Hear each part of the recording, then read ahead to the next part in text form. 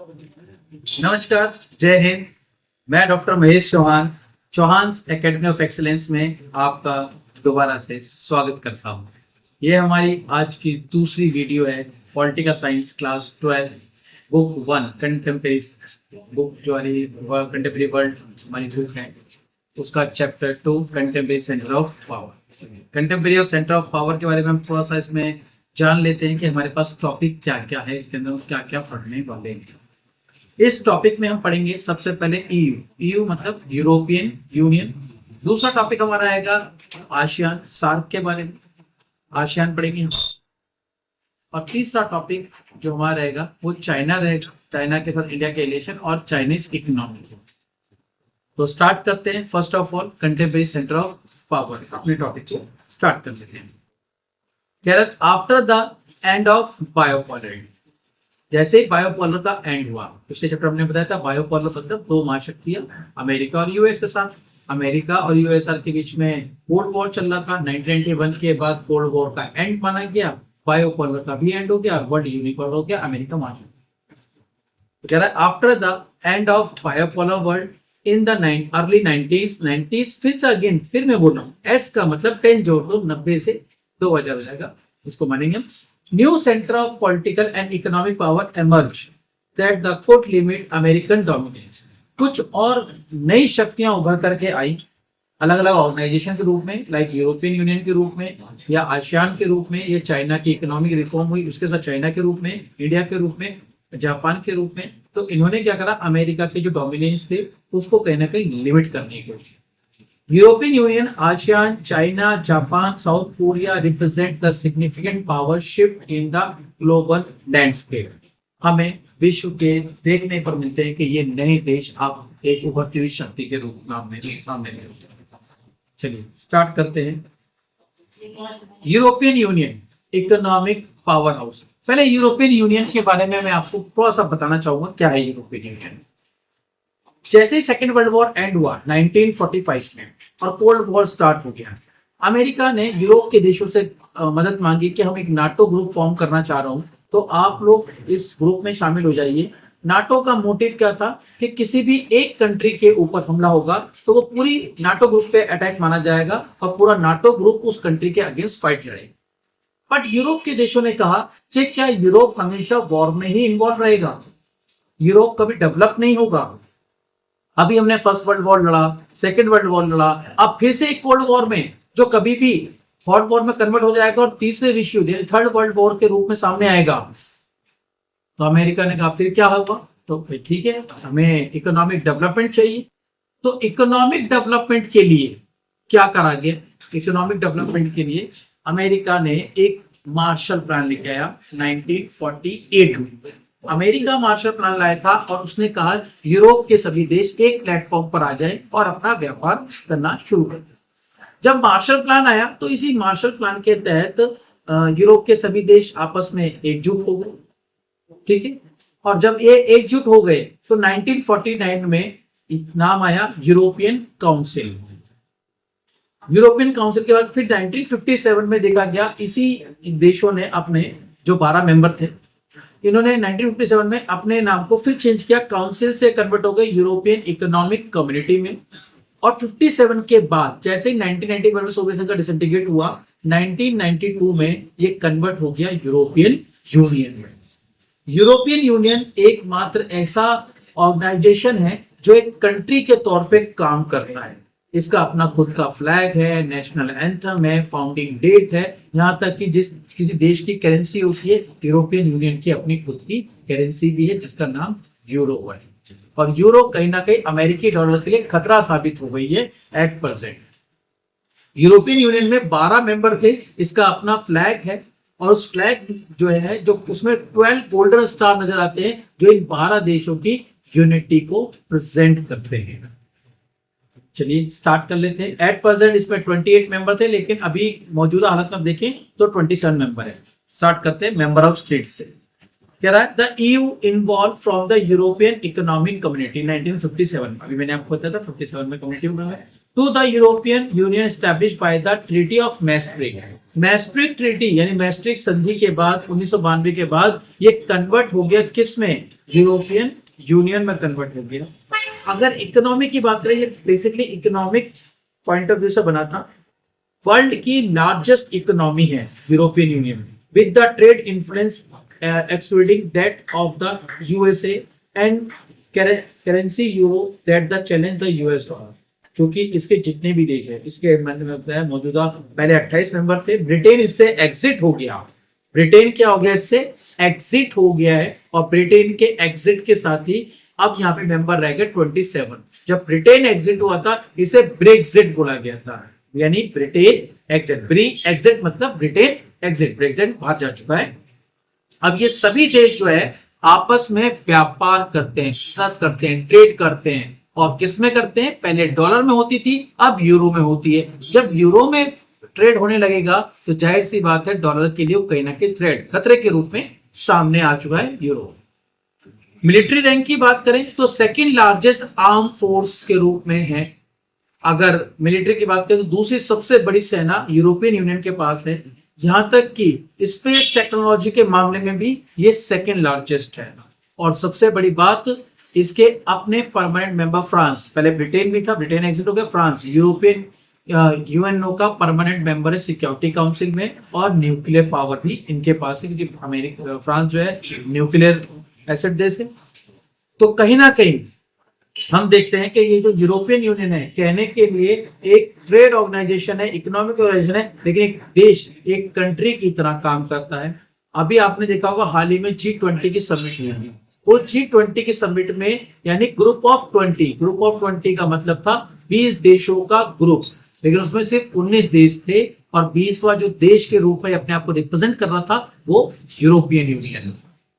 तो कह रहा है the EU has on flag, मैंने आपको बता ही दिया, इसके पास अपना नेशनल एंथम भी है, फाउंडिंग डेट भी है, करेंसी भी है। और साथ ही साथ अगर हम बात करें पॉलिटिकली एंट्री डिस्पाइट भी करता है।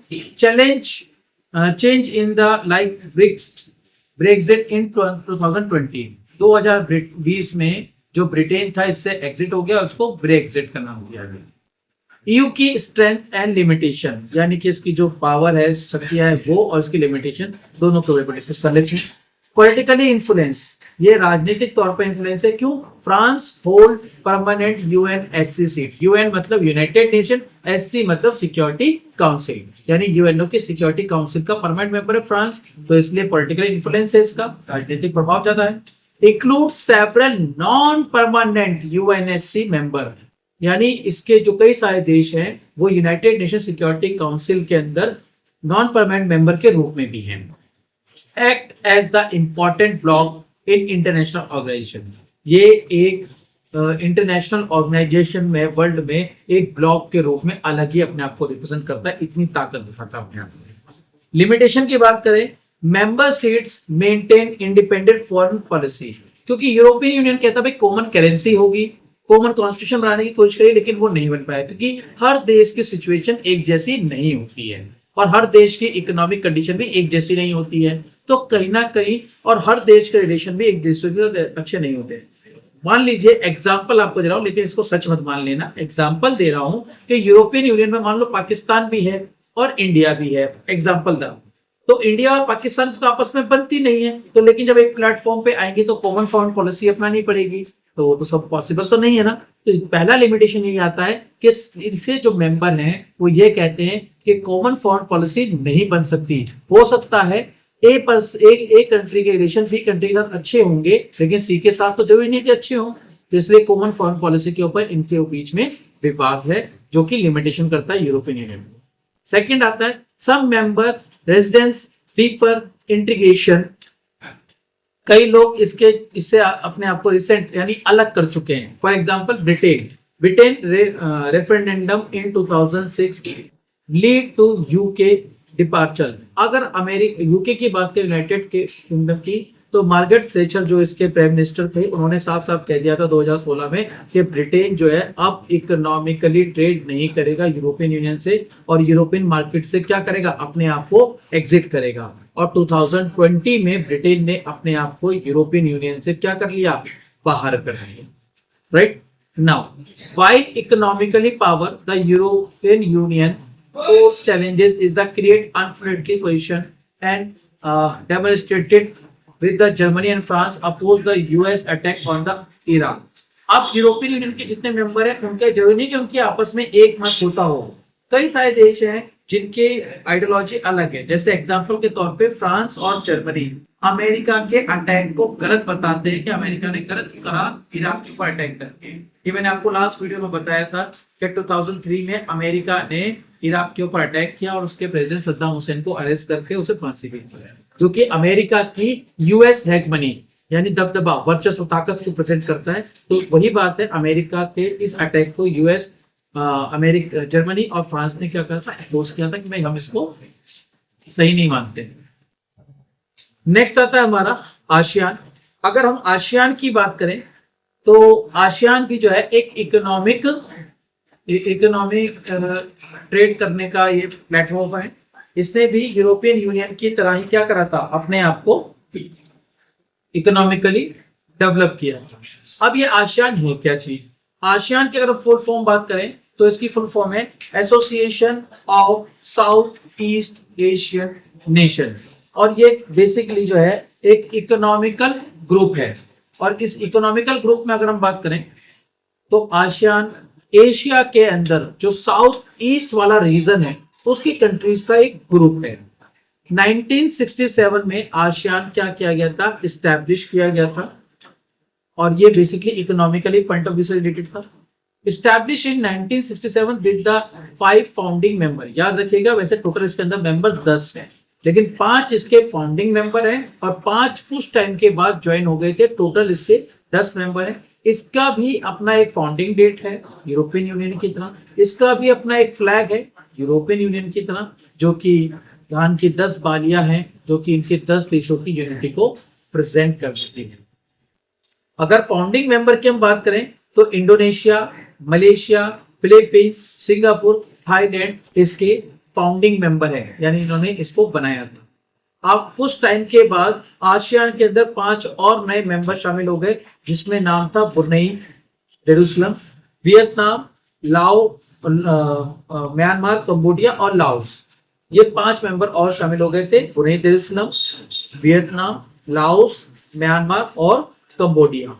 तो टोटल बाद में 5 और ऐड हो गए, टोटल मेंबर हो गए 10। और ये 10 मेंबर आसियान के मेंबर हैं जो कि बेसिकली फोकस करते हैं अपने इकोनॉमिकल ट्रेड पे, पीस पर, सोशल कल्चरल पर, इस पे। आगे क्या रहा है हमारा, it the strength line the ASEAN way. अब आसियान वे क्या कहता है? आसियान वे कहता है इनफॉर्मल, भाई हम लोग जो है वो इनफॉर्मल है, नॉन कन्फर्मेशनल यानी cooperative interaction with the promote regional stability. अपने रीजन में हमें जो है एक स्टेबिलिटी बनानी है, रीजनल स्टेबिलिटी, कॉर्पोरेशन की पॉलिसी को अपनाना है। आसियान की अगर हम बात करें शैली, आसियान शैली जिसे हम बोलते हैं आसियान वे भी बोल सकते हैं, वो हमारे 3 है। सिक्योरिटी कम्युनिटी, सिक्योरिटी कम्युनिटी में कहता है prevent territorial dispute from the escalating into the arm confrontation, यानी कि बेसिकली कहता है कि भाई हमारे टेरिटरीज में, हमारे देशों के बीच में हो सकता है विवाद, झगड़े भी हो, लेकिन वो झगड़े अब एक जगह बैठ करके डिस्प्यूट को सुलझा लेंगे, कभी भी हथियारों को बढ़ावा नहीं देंगे, आर्म रेस नहीं करेंगे, वॉर की सिचुएशन नहीं आने देंगे। सिक्योरिटी कम्युनिटी का यही मोटिव है। सेकंड है इकोनॉमिक कम्युनिटी। इकोनॉमिक कम्युनिटी क्या कहता है? क्रिएट कॉमन मार्केट, एक कॉमन मार्केट क्रिएट करनी है and production base for regional development, और ऐसा प्रोडक्शन बनाना करना है जिससे कि हमारे जो रीजनल है साउथ ईस्ट का, उसको क्या मिले? डेवलपमेंट मिले, विकास मिले। सोशल कल्चरल कम्युनिटी, इसमें सिंपल कहता है कि प्रमोट करेंगे हम एक दूसरे की कॉर्पोरेशन को between the member of countries, dialogues यानी कि जो हमारे कल्चरल है, ट्रेडिशंस है, उनको हम रिस्पेक्ट करेंगे और एक दूसरे को क्या करेंगे, उसको लेकर के कोऑपरेट करेंगे। Next, ASEAN regional significant. अगर आसियान रीजनल के यानी इसके सिग्निफिकेंट की बात करें, इंपॉर्टेंस की बात करें, सबसे पहले आता है इकोनॉमिक रेलिवेंस। कोई भी ऑर्गेनाइजेशन है चाहे वो यूरोपियन यूनियन है या फिर आपका आसियान है या फिर सार्क है, सार्क हम नेक्स्ट चैप्टर पढ़ेंगे, ये सब इकोनॉमी की वजह से ही बने थे, अपने देश को, अपने कंट्री को, अपने रीजन को इकोनॉमिकली डेवलपमेंट करने के लिए। तो इकोनॉमिक रिलेवेंस क्या है? Trading and investment partner to growing ASEAN economy. अपना इन्वेस्टमेंट करेंगे, ट्रेड करेंगे ताकि आसियान इकोनॉमी को डेवलप किया जा सके। Create free trade area, FTA, FTA short form है, फुल फॉर्म है फ्री ट्रेड एरिया, और कई बार इसको फ्री ट्रेड एग्रीमेंट के रूप में भी पढ़ते हैं। इसमें बोला गया कि हम एक ऐसा जोन क्रिएट करेंगे जिसमें एफटीए लागू होगा। एफटीए मतलब फ्री ट्रेड एरिया, एक ऐसा प्लेस जहां पर हम इन्वेस्टमेंट करेंगे लेबर या फिर सर्विसेज को लेकर के, तो उस पर किसी भी तरह का कोई टैक्स नहीं लगाया जाएगा, फ्री मामला चलेगा सामान। उसके बाद बोल रहा है ASEAN India FTA implemented in 2010। India ने भी क्या करा, आसियान के साथ एफटीए पर एक एग्रीमेंट किया था जो 2010 में क्या हो गया है, इंप्लीमेंट हो चुका है। पॉलिटिकली रिफॉर्म की बात करें तो only regional association provide political discussion platform. ये एकमात्र ऐसा रीजन है जो कि पॉलिटिकली डिस्कशन के लिए एक प्लेटफॉर्म प्रोवाइड करता है। Mediate Cambodia conflict resolution. Cambodia में जब एक कॉन्फ्लिक्ट चालू हो गया था तो इसने मीडिएटर के रूप में वहां पे यानी एक मध्यस्थता कराई थी बीच में जाकर के, भाई लड़ाई झगड़ा ना हो, शांति बनी रहे, तो उसके लिए। Handle the east Timor crisis. तो ईस्ट के अंदर जो तिमोर में क्राइसिस हुआ था उस क्राइसिस को भी इसने हैंडल कर लिया था, तो कहीं ना कहीं पॉलिटिकली भी इसका एक इंपॉर्टेंट रोल है। Next India. अब इंडिया ने जब देखा आसियान तो बहुत मजबूती से काम कर रहा है, भैया 10 देश है, 10 के 10 देशों में बहुत अच्छा म्यूचुअल अंडरस्टैंडिंग है, कॉर्पोरेशन है, इकोनॉमिक ट्रेड कर रहे हैं, इन्वेस्टमेंट कर रहे हैं और अपना सर्विसेज प्रोवाइड कर रहे हैं, तो ये इकोनॉमिकली बहुत ज्यादा डेवलप कर रहा, मजबूत हो रहा है। तो इंडिया ने भी फिर अपनी पॉलिसी बनाई, क्या बनाई, लुक ईस्ट पॉलिसी, यानी पूर्व की तरफ देखो। ये बनी थी 1990s में। देन बाद में इसको एक्ट ईस्ट पॉलिसी कर दिया गया 2014 से, यानी 2014 से। अब ये पॉलिसी बन गई act east policy, act east policy. इसमें क्या गया, have the centre economic interaction with the ASEAN member, यानी आसियान देशों के साथ में अपनी इकोनॉमी को क्या करना है, इंटरेक्शन करना है, जोड़ना है। Recognize the block growing important in the region, और इस रीजन को क्या करना है, एक इंपॉर्टेंट रिकॉग्नाइजेशन देना कि हाँ भाई आप बढ़िया काम कर सकते। अब आता है हमारा चाइना। अगर हम चाइना की बात करें तो चाइना की थोड़ी सी मैं आपको चाइना की स्टोरी सुनाऊंगा। तो चाइना क्या करता है, चाइना कहीं ना कहीं कम्युनिस्ट आइडियोलॉजी है वहां पर भी, और कम्युनिस्ट पार्टी है। तो चाइना ने क्या करा था, उसने भी हमें यूएसएसआर के नक्शे कदम पे चला सेम टू सेम, और उसने किसी के साथ कोई रिलेशन नहीं रखे। उसने अपनी इकोनॉमी को, पॉलिटिकल को आइसोलेट कर लिया था। बट जब उसको लगा कि इतना बड़ा देश China, India, Russia sorry USSR कहीं ना कहीं अपनी इकोनॉमी को आइसोलेट करके इकोनॉमिकली फेलियर साबित हो रहा है और अब कभी भी वो टूट सकता है, तो ऐसे में कहीं ऐसा ना हो कि वो तो बहुत बड़ा देश है, मैं तो फिर भी इतना बड़ा नहीं है भाई जितना रशिया है। तो फाइनली क्या हुआ, चाइना ने सोचा कि अब हमें कुछ रिफॉर्म करने पड़ेंगे आइडियोलॉजी को लेकर के। अगर हमने रिफॉर्म नहीं करा तो चाइना जो है बिल्कुल ही बाकी देशों से, दुनिया से बाहर हो जाएगा। तो ऐसे में क्या हुआ, कम्युनिस्ट रेवोल्यूशन हुआ, किसके अंडर में, माओस के अंडर में, और Soviet style economic force on the state on heavy industry and the social welfare. और स्टेट के अंडर में सारा का सारा हैवी इंडस्ट्री या सोशल वेलफेयर सारा कुछ स्टेट कंट्रोल में आ गया, यानी कम्युनिस्ट पार्टी थी, कम्युनिस्ट आइडियोलॉजी था, सारा कुछ किसके अंडर में कंट्रोल रहेगा, स्टेट के कंट्रोल में। स्टेट मींस राज्य के, सरकार के, देश कंट्रोल रहेगा। देन क्या हुआ, 1982 से 1988 के बीच में कई सारी चीजें चेंजेस देखने को मिली चाइना में। तो फर्स्ट ऑफ ऑल क्या देखने को मिला, प्राइवेटेशन ऑफ एग्रीकल्चर, एग्रीकल्चर को प्राइवेटेशन कर दिया गया, इंडस्ट्री को प्राइवेट कर दिया गया, स्पेशल इकोनॉमिक जोन बनाए गए। लेकिन थोड़ा सा मैं इसके ऊपर आपका ध्यान खींचना चाहूंगा कैसे हुआ था चाइना के अंदर को। सबसे पहले 1972 यानी 1972 में 1972 में चाइना ने अपनी जो इकोनॉमिक और पॉलिटिकल आइसोलेशन था, जो एक बांध बंद करके रखा था, उसको एंड कर दिया कि नहीं, अब पॉलिटिकली और इकोनॉमिकली हम क्या करेंगे, दूसरे देशों के साथ जुड़ेंगे। इसी के साथ ही उसने क्या करा कि अमेरिका के साथ अपने रिलेशन को इंप्रूव किया। देन 1973 में प्रधानमंत्री चाउ एन लाइन ने फोर मॉडरेशन लेके आए कि हम अपने फोर मॉडरेशन करेंगे, यानी कुछ बदलाव से करेंगे, अपडेट करेंगे। किसको लेकर के? एग्रीकल्चर को लेके, इंडस्ट्री को लेकर के, साइंस और टेक्नोलॉजी को लेकर के, एंड अपना मिलिट्री को लेकर के। ठीक है, तो उसके ऊपर उन्होंने क्या करा, अपना फोर मॉडरेशन लाइन दी। देन फाइनली 1978 डेंग जियाओपिंग उन्होंने क्या करा, ओपन डोर पॉलिसी लेके आए। ओपन डोर पॉलिसी के साथ ही इकोनॉमिक रिफॉर्म हुआ। ओपन डोर पॉलिसी का मतलब था कि आइए, चाइना के दरवाजे अभी तक बंद थे, अब हमने चाइना के दरवाजे खोल दिए हैं, आइए हमारे देश में इन्वेस्टमेंट कीजिए, हमारे साथ बिजनेस कीजिए, हमारे यहाँ जो भी अपना इंफ्रास्ट्रक्चर है वो मजबूत कीजिए। तो इसी के लिए क्या किया गया था, 1998 में चाइना ने SEZ इंप्रूव किया। SEZ की फुल फॉर्म है स्पेशल इकोनॉमिक जोन। इस स्पेशल इकोनॉमिक जोन में ये कहा गया था जितने भी इंडस्ट्री हैं या जो भी प्राइवेट फर्म्स है वो क्या करे, अपना इन्वेस्टमेंट करे आकर के। वो एक जोन प्रोवाइड कर दिया था कि अपना इन्वेस्टमेंट करें निजीकरण को बढ़ावा देने के लिए। ठीक है ना। देन उसके बाद फिर और पॉइंट ऑफ चेंज लाए चाइना। 1982 में उसने क्या करा, एग्रीकल्चर का प्राइवेटाइजेशन कर दिया, और 1998 में इंडस्ट्री को भी प्राइवेट कर दिया। यानी चाइना ने क्या करा, अपनी इकोनॉमी को स्टेप बाय स्टेप लेके गया। ये नहीं कि एकदम से बदलाव कर दिए, क्योंकि किसी भी चीज को अगर एकदम से आप बदलाव कर दोगे तो उसका पॉजिटिव तो कह नहीं सकते, लेकिन negative impact on the spot पड़ेगा। पॉजिटिव जो इम्पैक्ट है वो एक टाइम के बाद देखने को मिलता है, लेकिन नेगेटिव ऑन द स्पॉट नजर आ जाता है जी। तो 1978 में जो चाइना के लीडर थे, नेता कह लीजिए, प्रधानमंत्री कह लीजिए, तो जो लीडर थे डेंग जियाओपिंग, उन्होंने क्या करा कि फाइनली चाइना को एक कह दिया भाई, चाइना की जो ओपन पॉलिसी है, ओपन डोर पॉलिसी उन्होंने इंप्लीमेंट की कि आइए, अब चाइना के दरवाजे किसी के लिए बंद नहीं है, चाइना के दरवाजे सबके लिए क्या है, ओपन है, खुले हुए हमारे दरवाजे, आइए हमारे साथ क्या कीजिए, ट्रेड कीजिए, व्यापार कीजिए, हमारे देश में इन्वेस्टमेंट कीजिए, हमारे साथ ट्रेड कीजिए, इसके लिए लाए। 1982 में एग्रीकल्चर का प्राइवेटाइजेशन किया गया था। 1998 में इंडस्ट्री को प्राइवेट 1998 में 1998 में इंडस्ट्री को प्राइवेटाइजेशन कर दिया गया, और साथ ही साथ क्या करा गया, SEZ स्पेशल इकोनॉमिक जोन बना दिया। स्पेशल इकोनॉमिक जोन था फॉरेन इन्वेस्टमेंट के लिए, यानी विदेशी इन्वेस्टमेंट हो सके। देन 2001 में चाइना ने क्या करा, WTO का वो मेंबर बना, और WTO में अपनी एक स्टेप बढ़ाते हुए बिजनेस को इंप्रूव करना शुरू कर दिया। नेक्स्ट पीछे जा रहा है।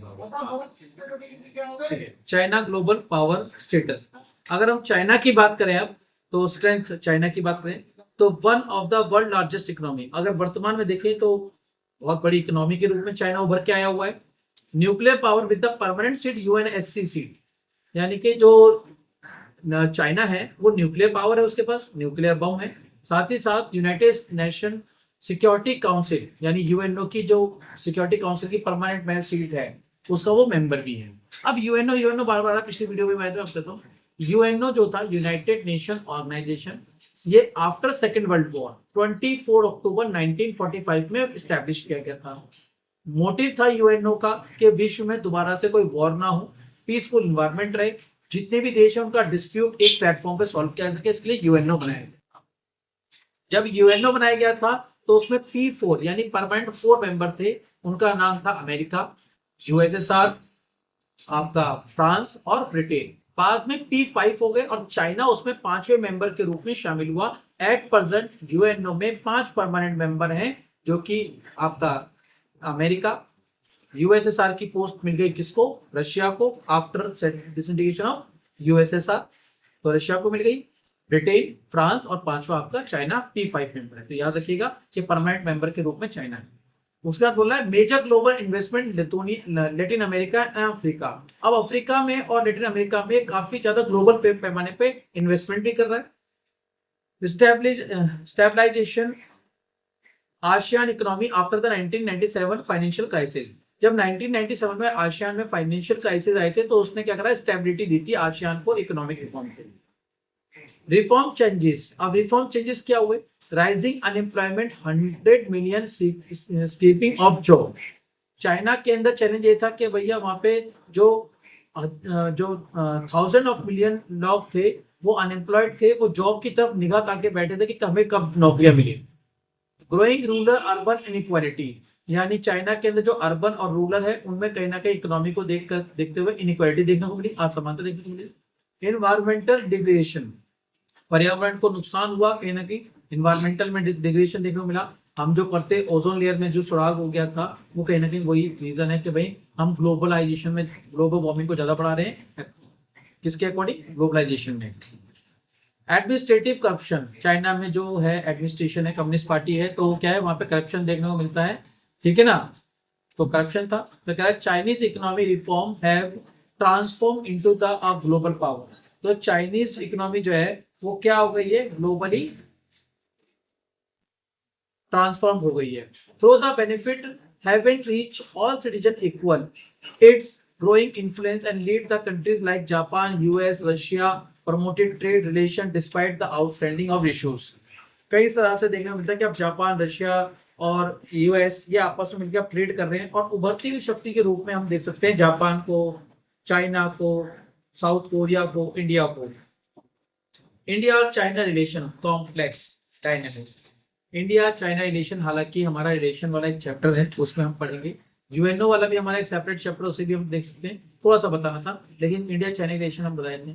थोड़ा सा पहले आपको उसको ब्रीफ करूंगा, फिर उसके बाद हम इंडिया चाइना की आगे बात करेंगे।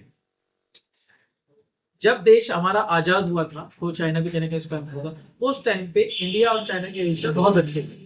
प्रधानमंत्री जवाहरलाल नेहरू ने चाइना के साथ रिलेशन ऐसे इंप्रूव कर दिए कि विश्व में हिंदी चीनी भाई भाई के नारे गूंज गए। लेकिन ये पता नहीं था कि चीनी भाई नहीं है, कसाई है, ये कभी भी अटैक कर देगा, और हुआ भी वही। हालांकि पंचिल एग्रीमेंट सिग्नेचर हो गया था इंडिया और चाइना के बीच में, जिसमें कहा गया था 5 पॉइंट थे कि भाई एक दूसरे की संप्रभुता की रक्षा करेंगे, एक दूसरे को समझेंगे, अंडरस्टैंडिंग करेंगे, म्यूचुअल बेनिफिट रखेंगे, म्यूचुअल कॉर्पोरेशन करेंगे, एक दूसरे के मामले में इंटरफेयर नहीं करेंगे। अब इंडिया और चाइना के बीच में एक इंडिपेंडेंट स्टेट है जिसका नाम है तिब्बत, और तिब्बत के गुरु थे दलाई लामा। थे क्या? अभी भी हैं, दलाई लामा के गुरु है। चाइना ने क्या करा, अपने आप को बताता है कि तिब्बत मेरा है, और साथ साथ जब तिब्बत को उसने हड़प लिया, अब कहता है अक्साई चीन और नेफा ये भी मेरा है। अक्साई चीन यानी वो लद्दाख, लद्दाख जो इंडिया का लद्दाख तो उसको भी अपना बताता है, और नेफा नॉर्थ ईस्ट फ्रंटल एरिया बोलते हैं नेफा को, एट प्रेजेंट उसको नाम जानते हैं हम अरुणाचल प्रदेश, उसको भी वो अपना बताता है। तो कहीं ना कहीं चाइना ने क्या करा, इसी बात को लेते हुए हमारी बाउंड्री डिस्प्यूट है, तो 1962 में अक्टूबर में चाइना ने इंडिया पर अटैक किया, और नवंबर में अटैक को बंद कर दिया, और हमारे अक्साई चीन और नेफा वाले हिस्से पर उसने कब्जा कर लिया, जो आज भी उसके कब्जे में है। इसी के साथ ही इंडिया और चाइना के रिलेशन खराब हो गए, बहुत ज्यादा खराब हो गए, और इंडिया और चाइना के बीच में कोई भी रिलेशन नहीं रहा, ना पॉलिटिकली ना इकोनॉमिकली। लेकिन बाद में चाइना के साथ इकोनॉमिक रिलेशन को इम्प्रूव करने के लिए, या चाइना ने इंडिया से रिलेशन को इम्प्रूव करने के लिए दोनों देशों ने पहल करी। प्रधानमंत्री हमारे इंडिया के प्राइम मिनिस्टर राजीव गांधी की तरफ से पहल हुई थी, और चाइना की तरफ से भी उनके लीडर के द्वारा पहल की गई। अब चाइना के साथ हम इकोनॉमिक रिलेशन है हमारे। पॉलिटिकल रिलेशन की बात करें तो आज भी हमारे खराब है पॉलिटिकल रिलेशन, क्योंकि हमारी चाइना के साथ बाउंड्री को लेकर डिस्प्यूट रहते रहता है। तो सबसे पहले बात करते हैं एरिया ऑफ डिस्प्यूट की। एरिया ऑफ डिस्प्यूट बात करें तो 1962 बॉर्डर कन्फ्लिक्ट, 1962 का युद्ध इंडिया और चाइना के बीच में होता, वो युद्ध इंडिया हार चुका था, कन्फ्लिक्ट उसको with the long term of implication. China support for Pakistan nuclear program, India की दुश्मनी पाकिस्तान के साथ है, इंडिया की दुश्मनी अब चाइना के साथ हो गई। तो कहावत है ना दोस्तों, दुश्मन का दुश्मन हमेशा दोस्त होता है। तो इंडिया का दुश्मन पाकिस्तान, इंडिया का दुश्मन चाइना, तो दुश्मन दुश्मन मिलके दोस्त बन गए। इंडिया, चाइना और पाकिस्तान की क्या हो गई? दोस्ती हो गई। और इसी दोस्ती के चक्कर में चाइना ने पाकिस्तान को न्यूक्लियर प्रोग्राम में क्या करी? सपोर्ट करी, जिससे और भी रिलेशन हमारे क्या हुए? खराब हुए चाइना के साथ। China Pakistan economic corridor tension, India China जो है वो पाकिस्तान के अंदर एक इकोनॉमिक कॉरिडोर बना रहा है, जो कि कहां से होके गुजरता है? वो पीओके से होके गुजरता है, पाकिस्तान ऑक्यूपाइड कश्मीर। और ये विवादित जगह है, क्योंकि कश्मीर वाला वो हिस्सा, पूरा कश्मीर इंडिया का ही है, वो तो कब्जा रखा पाकिस्तान ने। तो ये मामला था कि भाई जो चीज विवादित है और वो इंडिया की है, उस पर चाइना कैसे एक बेल्ट बना सकता है? इस चीज को लेकर के भी, इकोनॉमिक कॉरिडोर को लेकर के भी क्या है? विवाद हो गया इंडिया और चाइना। रिसेंट बॉर्डर डिस्प्यूट, हमारे बॉर्डर डिस्प्यूट तो एलएसी है, LAC बोले तो लाइन ऑफ एक्चुअल कंट्रोल, और पाकिस्तान के साथ में हमारी LOC लाइन, LOC हमारी लाइन ऑफ कंट्रोल, ठीक है ना। एरिया ऑफ कॉर्पोरेशन, अब कॉर्पोरेशन की बात करें तो वही फर्स्ट पॉइंट मैंने बताया था, पॉलिटिकल रिलेशन खराब है लेकिन इकोनॉमिक रिलेशन हम उसके साथ इंप्रूव कर रहे हैं।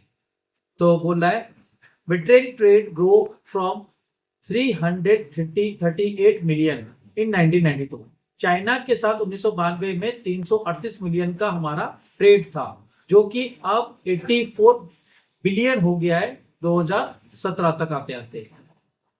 Agreements on cultural exchange and science corporation, उनके साथ हमारा कॉर्पोरेशन हो गया है कि भैया हम साइंस और कल्चर को क्या करेंगे, कल्चर एक्सचेंज करेंगे और साइंस में एक दूसरे को कोऑपरेट करेंगे। तो कल्चर देखा आजकल का हमारे बालक बहुत ज्यादा मोमोज खाते हैं ना, मोमोज खाएंगे, चाउमीन खाएंगे, नूडल खाएंगे, ये सब चाइना जापान का कल्चर है जो कि इंडिया में कहीं ना कहीं आ चुका है। और अब तो चाइनीज मान जाए, चाइनीज पतंग चल रही है, चाइना की शर्टें पहन रहे हैं, तो बहुत सारी चीजें। नेक्स्ट आगे कह रहा है joint binding for energy deal abroad, तो विदेशों में भी हमने क्या कहा है, विदेशों के साथ हमारा जो एनर्जी डील है वो भी साइन हो गई है। तो अभी तक हमने देखा सारे जो रिलेशन है हमारे वो इकोनॉमिक है। Increase high level diplomatic visit, यानी जो इंडिया के डिप्लोमेट है या चाइना के डिप्लोमेट है हाई लेवल पर विजिट करते रहते हैं एक दूसरे के देशों में और मीटिंग्स वगैरह चलती रहती। अब ये रिलेशन इंप्रूव कब हुए, मैंने बताया था राजीव गांधी की वजह से हुए थे। Since Rajiv Gandhi 1980s visit to China, both countries have worked to improve relations while Beijing strengthening increase recognize their shared importance in ASEAN economy and politics। हालांकि मैंने बताया था राजीव गांधी जब वहां गए थे फिर वहां से उनके लीडर इंडिया में आए, तो इन दोनों के देश के आने की वजह से, विजिट की वजह से ही क्या हुआ, इंडिया और चाइना के रिलेशन इंप्रूव हुए।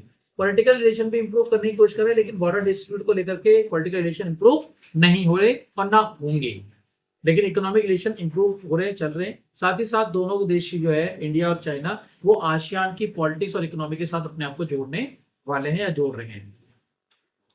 जापान इकोनॉमी की बात करें, जाइंट एंड मिलिट्री कंसिडेंस, थोड़ा सा जापान के बारे में स्टोरी सुनाऊंगा। सेकेंड वर्ल्ड वॉर जब हो रहा था तो दो देशों के बीच, दो ग्रुप के बीच में था, अलाइड नेशन और एक्सिस पावर। अलाइड नेशन में जो थे अमेरिका, ब्रिटेन, फ्रांस और आपका यूएसएसआर था। एक्सिस पावर में था जर्मनी जिसका लीडर था हिटलर, इटली जिसका लीडर था मुसोलिनी और जापान, ये तीन देश इसमें शामिल थे। सेकेंड वर्ल्ड वॉर जब एंड हुआ तो जापान ही एकमात्र ऐसा देश था जिसको न्यूक्लियर बॉम्ब झेलना पड़ा, और अमेरिका एकमात्र पहला ऐसा देश है जिसने परमाणु बम बनाया और उसका इस्तेमाल भी किया। सेकेंड वर्ल्ड वॉर के टाइम पे अमेरिका ने परमाणु बम बना लिया था और उसका इस्तेमाल उसने जापान पे किया सेकेंड वर्ल्ड वॉर के टाइम पे ही। और जापान के दो शहर हिरोशिमा एंड नागासाकी पर उसने न्यूक्लियर बॉम्ब गिराए, और वो न्यूक्लियर बॉम्ब का नाम था little boy and fat man. और वो न्यूक्लियर बॉम्ब को अगर हम आज के बॉम्ब के मुकाबले देखें ना, तो वो बम बच्चे हैं आज के बम के मुकाबले। यानी वो बम जब गिरे थे तो हिरोशिमा नागासाकी में घास तक नहीं हुई, वहां पे जो भी बच्चे पैदा हुए अपंग पैदा हुए, इतनी ज्यादा उसने तबाही मचाई थी उस बॉम्ब ने, दोनों बॉम्बों ने। तो सोचो जो वो बॉम्ब था आज के बॉम्ब के सामने बच्चा है, छोटा सा बच्चा। तो आज का बम अगर न्यूक्लियर बॉम्ब गिर जाए तो कितनी ज्यादा तबाही मचाएगा।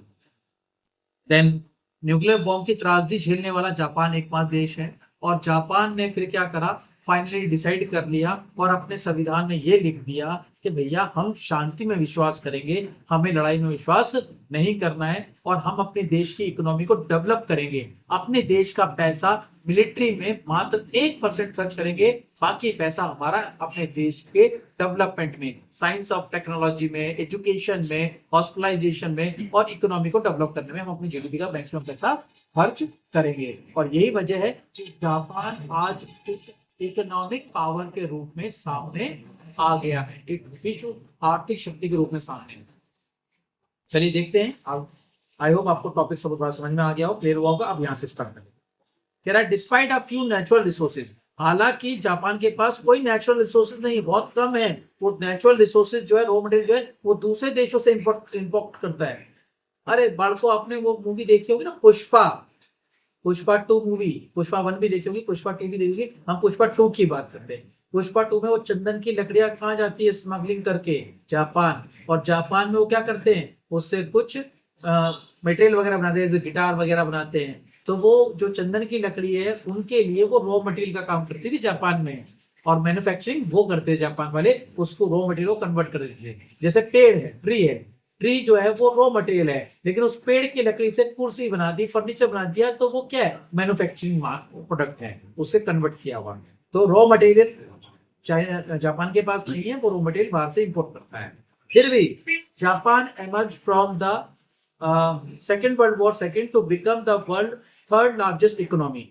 सेकेंड वर्ल्ड वॉर में उसने, मैंने अभी आपको बताया था कि न्यूक्लियर बॉम्ब को झेला, सेकेंड वर्ल्ड वॉर की हार भी झेली, उसके बाद भी विश्व की तीसरी सबसे बड़ी इकोनॉमी है जापान 2017 में। It is the constitution article 9 renounce for limitation military spend to 1% of GDP. अपने संविधान में इन्होंने लिख दिया कि भैया मिलिट्री के अंदर जीडीपी, देश के जीडीपी का सिर्फ 1% ही हम खर्च करेंगे, फालतू खर्च नहीं करेंगे, और वॉर में तो बिल्कुल विश्वास नहीं करेंगे, वॉर तो करेंगे ही नहीं। तो to remain the seventh largest global और ग्लोबलिटी, अगर वर्ल्ड में ग्लोबलिटी में बात करें तो 7वां बड़ा देश है ग्लोबलिटी में। थर्ड, हम थर्ड देख रहे हैं इकोनॉमिक रैंक। इकोनॉमिक रैंक क्या है उसकी, अभी बताया आपको, थर्ड रैंक है, ग्लोबल इकोनॉमिक पावर है डिस्पाइट रिसोर्स लिमिटेशन, जबकि उसके बाद रिसोर्स क्या है, लिमिटेशन है। जी7 जो है वो डेवलप कंट्रियों का ग्रुप है, और एकमात्र एशिया से सिर्फ देश जापान जी7 का मेंबर है। ये बहुत बड़ी बात है, जबकि एशिया में इंडिया भी है, चाइना भी है, लेकिन जापान क्या है, जापान ने जी7 का मेंबर है। जापान तो यहां तक कहता है कि जापान गलती से एशिया देशों में फंस गया है, उसको तो एशिया में होना ही नहीं चाहिए था, अपने आप को जापान ये कहता है। तो allied group only ASEAN member of the पिटिगास जी7 इकोनॉमिक ग्रुप, यानी जी7 का इकोनॉमिक का ग्रुप का मेंबर है। Second, UN contribution. यूएन कौन है, यूनाइटेड नेशन, मैंने अभी बताया था थोड़ा सा उस पर। तो second largest contribute to the regular UN budget. UN के जो बजट है, यूनाइटेड नेशन का जो बजट है, उसमें रेगुलरली क्या करता है, कंट्रीब्यूट करता है। दूसरा सबसे बड़ा कंट्रीब्यूट करने वाला देश है जापान यूएन के बजट में। तो ये हमारा चैप्टर था कंटेम्परेरी पावर वाला, contemporary centre of power. I hope आपको ये चैप्टर अच्छे समझ में आया होगा। आप इस चैप्टर को रिवाइज करके एक बार और वीडियो करके आप देख सकते हैं। फिर भी अगर आपको इस चैप्टर से रिलेटेड कोई डाउट है तो आप अपने डाउट्स कमेंट बॉक्स में हमें लिख सकते हैं। आपके जो भी डाउट्स होंगे हम उसको रिजॉल्व जरूर करेंगे, और इस चैप्टर के जो नोट्स हैं या इंपॉर्टेंट क्वेश्चंस हैं उसका लिंक आपको डिस्क्रिप्शन में मिल जाएगा। आप डिस्क्रिप्शन से अपने जो नोट्स हैं या इंपॉर्टेंट क्वेश्चंस हैं डाउनलोड कर सकते हैं। हमारी ये वीडियो थी, उम्मीद करता हूँ मेरे द्वारा बनाया गया कंटेंट आपको बहुत अच्छे से पसंद आ रहा होगा, समझ में आ रहा होगा। तो इसी के साथ हम विदा लेते हैं, मिलेंगे हम नेक्स्ट वीडियो में। जय हिंद, जय भारत।